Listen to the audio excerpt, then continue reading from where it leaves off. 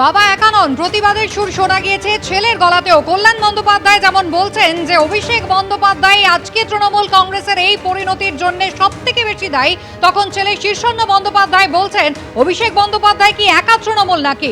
যবে থেকে তিনি তৃণমূলের সর্বভারতীয় সাধারণ সম্পাদক, তার অনেক আগে থেকে আইনজীবী হিসেবে তিনি প্র্যাকটিস করেন। কি বলেছেন শীর্ষেন্দু বন্দ্যোপাধ্যায়, দেখুন এবার।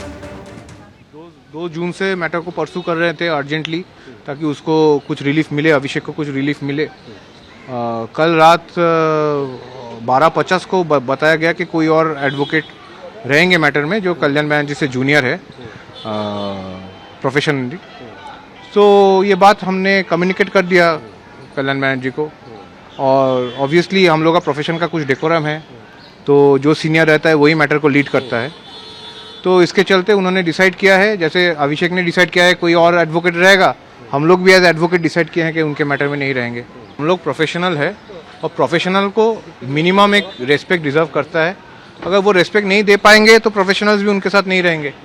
आज अगर उनको लगे कि जो है जो लोग के ऊपर वो भरोसा रख रहे हैं वो इटर्नली उनके साथ रहेंगे, ये भी I think he is wrong. उनको गलत फहमी है उनको। दीदी ने जो मैटर इंटरेस्ट किया है वो 100% देके हम लोग कर रहे हैं। अभिषेक को अगर पसंद नहीं है, हम लोग दूसरा वकील पसंद है, दूसरा वकील को लेके करेंगे। हम लोग भी उनका मैटर नहीं करेंगे, क्या फ़र्क पड़ता है? उनके लिए तो कुछ बंद नहीं हो जा रहा है। दादा, तो अभी आप लोग क्या दीदी के साथ रहेंगे या? दीदी के साथ थे, दीदी के साथ है। अभिषेक तो सिर्फ टीएमसी नहीं है, टीएमसी का बूथ लेवल का कर्मी है। जो लोग बीजेपी के पास मार खा रहे हैं, जो घर से बेघर हो गए हैं, जिनके लिए पोस्ट पोल का मैंने पीआईएल किया है, तो ये लोग भी तो टीएमसी ही है। दीदी भी तो टीएमसी का लीडर ही है। तो अभिषेक ही तो सिर्फ टीएमसी नहीं है। उनका एक मैटर किया क्या नहीं किया, उसके साथ टीएमसी के क्या करने से क्या रिलेशन है? उनके पास और वकील है, वो उन लोगों से करवाएंगे। वो नेशनल जनरल सेक्रेटरी होने के पहले से मैं वकील हूँ, तो मैं उनके लिए वकील नहीं बना हूँ। तो मैं वकील के तौर पे मेरा कुछ सेल्फ रिस्पेक्ट है। वो सेल्फ रिस्पेक्ट अगर कोई डिस्टर्ब करेगा तो मेरा भी राइट है उनका मैटर नहीं करने का। वो जो भी हो, आई डोंट केयर। मेरा जो काला कोट है, मेरा जो काला गाउन है, वो मेरा पहचान है।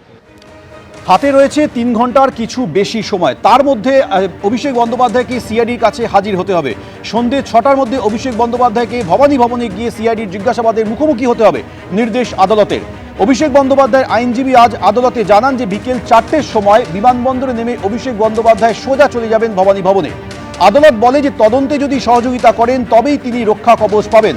এরপর অভিষেক বন্দ্যোপাধ্যায়ের আইনজীবী বলেন যে তদন্তে সহযোগিতা করতে প্রস্তুত, যখন ডাকবে তখনই যাব। পুলিশের তরফে বলা হয় যে অভিষেক বন্দ্যোপাধ্যায়কে হেফাজতে নিয়ে জিজ্ঞাসাবাদ করার প্রয়োজন রয়েছে। আগামী 3 সপ্তাহের জন্য অভিষেক বন্দ্যোপাধ্যায়ের বিরুদ্ধে কোনো কঠোর পদক্ষেপ করা যাবে না বলেও নির্দেশ দিয়েছে হাইকোর্ট।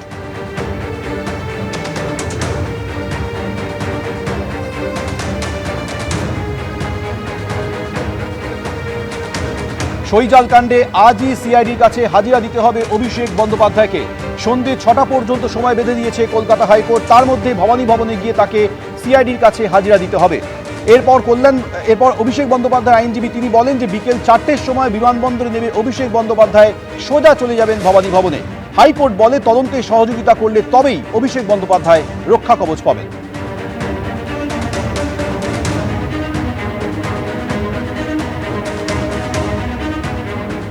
একদিকে অভিষেক বন্দ্যোপাধ্যায় নিয়ে ক্ষোভ উগরে দিয়েছেন কল্যাণ বন্দ্যোপাধ্যায়, আর আজই সিআইডির কাছে অভিষেক বন্দ্যোপাধ্যায়কে হাজির হওয়ার জন্য নির্দেশ দিয়েছে আদালত। সন্ধ্যে 6টার মধ্যে তাকে হাজির হতে হবে সিআইডির কাছে। কিন্তু কখন যাবেন অভিষেক বন্দ্যোপাধ্যায়? আদালতে তার আইনজীবী জানিয়েছেন যে বিকেল 4টের সময় বিমানবন্দরে নেমে অভিষেক বন্দ্যোপাধ্যায় সোজা চলে যাবেন ভবানী ভবনে। আদালতের তরফে বলা হয় তদন্তে সহযোগিতা করলে তবেই রক্ষা কবচ পাবেন অভিষেক বন্দ্যোপাধ্যায়। তদন্তে সহযোগিতা করতে প্রস্তুত, যখন ডাকবে যাব। সকাল 10টা থেকে রাত 10টা পর্যন্ত তদন্ত হলেও থাকবে আমার মক্কেল, হাইকোর্টে জানিয়েছেন অভিষেক বন্দ্যোপাধ্যায়ের আইনজীবী। এদিকে সইজালের অপরাধ করেছেন অভিষেকই, তাকে গ্রেফতার না করলে সত্যি সামনে আসবে না এই সওয়াল করে পুলিশ। গ্রেফতার করে হেফাজতে নিয়ে তাকে জিজ্ঞাসাবাদ করার দরকার রয়েছে সওয়াল করেছে পুলিশ। আগামী 3 সপ্তাহের জন্য অভিষেক বন্দ্যোপাধ্যায়কে গ্রেফতার করা যাবে না, নির্দেশ হাইকোর্টের।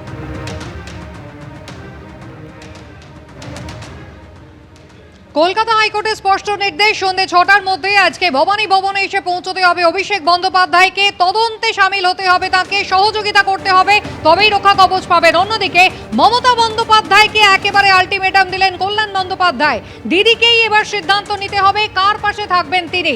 তার রক্তের সম্পর্কের পাশে থাকবেন নাকি 40 বছর ধরে যারা তার পাশে রয়েছেন সেই সহকর্মীদের পাশে থাকবেন। সম্মান দিতে হবে, 45 বছর ধরে তিনি আইনজীবী হিসেবে কাজ করছেন, সম্মান তার প্রাপ্য, তাকে ডাস্টবিন হিসেবে ব্যবহার করা হচ্ছে। অভিষেক বন্দ্যোপাধ্যায়ের জন্য প্রবীণ এই সাংসদকে চোর স্লোগান শুনতে হয়েছে, এমন অভিযোগ আজকে করেছেন কল্যাণ বন্দ্যোপাধ্যায়। দলের আজকের এই পরিণতির জন্য সবথেকে বেশি দায়ী যে তার নাম অভিষেক বন্দ্যোপাধ্যায়, অভিযোগ করছেন তৃণমূল সাংসদ। কল্যাণ বন্দ্যোপাধ্যায় এই মুহূর্তে রয়েছেন আমাদের সঙ্গে। কল্যাণদা, জানতে চাইবো আজকে আপনি যে এই কেসটা থেকে সরে দাঁড়ালেন, কি কারণ? কারণটা তো বলেই দিচ্ছি যে আমি অভিষেক ব্যানার্জির ক্রিমিনাল রিভিশনটা করছিলাম, যেটাকে সিআইডি ডেকেছে। শুক্রবার দিন সারা দিন আমি বসে রইলাম, ধরলো না ম্যাটার, ধরলো না মামলা, মেনশন করলাম, বুধবার দিন আসতে বললো, মঙ্গলবার আমি দিল্লি থেকে তাড়াহুড়ো করে এলাম, প্রেস কনফারেন্স করি, তাড়াহুড়ো করে এলাম, এসে দেখলাম সার্চ হচ্ছে, আমি দিদির বাড়িতে গেলাম, বুধবার দিন কালকে সকালবেলায় আমি মেনশন করলাম যে এরকম ইলিগাল সার্চ হয়েছে, আনা হয়েছে। জজটাকে বললাম তুমি মামলাটা নাও, বলো কালকে সকালবেলা আমি মামলা নেব, আজকে আর হবে না, কাল সকালে নেবো, লিস্ট পাবলিশ করা যাবে না, মামলা নেব। আমি চলে এলাম, আমি চেম্বারে এসে 12:30 একটার সময় একজন লয়ার এসলো, এসে বললো অভিষেক ব্যানার্জি বলেছে যে একটা রিট পিটিশন ফাইল হয়েছে সার্চ নিয়ে। আমরা সার্চ নিয়ে একটা রিট পিটিশন ফাইল হয়েছে, তুমি আমাকে বলোনি কেন ভাই? তাহলে সকালবেলা আমি মেনশন করতাম না। একই সার্চ তো দুটো জায়গায় সাবজেক্ট ম্যাটার হতে পারে না। আমি সার্চটা ইলিগাল বলেই তো আমি অর্ডারটা ওখানে রিলিফ পাবো, ওটা তো আমি চ্যালেঞ্জ করছি এখানে। তোমরা যে কোনো জায়গায় কাজ করো একজনকার বুদ্ধি নিয়ে করো, 4টে অ্যাডভোকেটের বুদ্ধি নিয়ে হয় না। আর যাকে ইচ্ছে দাও ভাই, আমার কোনো আপত্তি নেই, আর আমাকে ডাস্টবিন হিসেবে ট্রিট করবে না, আমাকে জানিয়ে দাও ভাই করবো কি করবো না। সারাদিন কেউ কিছু জানালো না, সকালবেলায় আমার ছেলে বললো রাত্রি 12:30টায় জানিয়েছে আমাকে বাদ অয়ন ভট্টাচার্য করবে, অয়ন ভট্টাচার্য তো আমার জুনিয়রের জুনিয়র, বলছে স্যাবই করবে, করুক। তা যার এত অ্যারোগেন্সি, যার এত ফ্লাকচুয়েটিভ, তার মামলা কেন করতে যাবো? যে 45 বছরের একটা সিনিয়র লয়ারকে রেসপেক্ট দিতে জানে না, যে মনে করে যে ক্যামাক স্ট্রিটের এমপ্লয়ি, তার সঙ্গে কেন থাকতে যাবো? এত অ্যারোগেন্সি কিসের? কিসের এত অ্যারোগেন্সি? কিসের এত ফ্লাকচুয়েটিভ ডিসিশন? এই খাড়া এখনো 4th মের পর বুঝতে পারেনি যে ওর জন্য দলটার এই সর্বনাশ হয়ে গেছে? বুঝতে পারেনি? বোঝার তো একটা মানুষ তো বুঝবে। সবাইকে ডিসরেসপেক্ট করব সম্ভব নয় আমার ওর সঙ্গে কাজ করা। আমি দিদির সঙ্গে আছি, মানে এই হারের জন্য তো ওই তো সবচেয়ে বেশি রেসপন্সিবল। লোকে কি বলছে? আমার মতো সৎ রাজনীতিবিদ কজন আছে আমি বলছি তোমাকে, ক্লেম করছি আমি, কিন্তু আমাকেও তো চোর শুনতে হচ্ছে ওর জন্য। মানে অভিষেক বন্দ্যোপাধ্যায়ের জন্য আপনাকে নিশ্চয়ই শুনতে হচ্ছে না। 2022-এই তো আমি বলেছিলাম যে একে হবে না, এর দ্বারা দল থাকবে না, পুরনো ইয়ে বার করো, দেখো। আপনার সঙ্গে এর আগে হয়েছিল, আপনার সঙ্গে যে বয়স্ক মানুষদের 2022 হয়েছে, 2022 ওটা তো অন্যান্য ইস্যুতে হয়েছে। যখন ওই গোয়া ত্রিপুরা নিয়ে হয়েছিল, তুমি খবর নাও, ডায়মন্ড হারবার মডেল নিয়ে বলেছিল, এই তো ডায়মন্ড হারবার মডেল আজকে শেষ করে দিয়ে গেল পশ্চিমবাংলা। এই ডায়মন্ড হারবার মডেল নিয়েই তো কথা বলেছিলাম 2022, আমি একা। আপনি থাকবেন এই অভিষেক বন্দ্যোপাধ্যায় দলে? দিদি, এটা দিদির ওপর নির্ভর করছে। দিদি যদি মনে করে যে অভিষেক ছাড়া চলবে না, আমি খুব দুঃখিত যে আমাকে ছেড়ে চলে যেতে হবে, কিন্তু দিদি যদি মনে করে যে অভিষেক বাদ দিয়ে চলবে, তাহলে আমি আছি। বাদ দিয়ে মানে পদ থেকে বাদ না দল থেকে বাদ দিতে হবে, অ্যাজ এ নর্মাল একজন থাকবে, কিন্তু সেদিন তো ফিডার কিছু থাকবে না, তবে আমি রয়েছি, নাহলে নেই।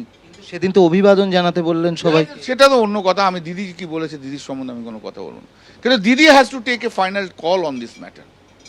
দেখো ভাই, সত্যি কথা, অভিষেক ব্যানার্জি দিদির ব্লাড রিলেশন, ভাইপো, কিন্তু 40 বছর আমরা দিদির জন্য খেটেছি, আমাদের সঙ্গে ব্লাড রিলেশন নয়। কিন্তু দিদিকে আজকে বুঝে নিতে হবে, এই রাজনীতিতে অভিষেককে ব্লাড রিলেশনের লোককে দরকার না আমার মতো লোকেদের দরকার আছে। এবিপি আনন্দ, এগিয়ে থাকে, এগিয়ে রাখে।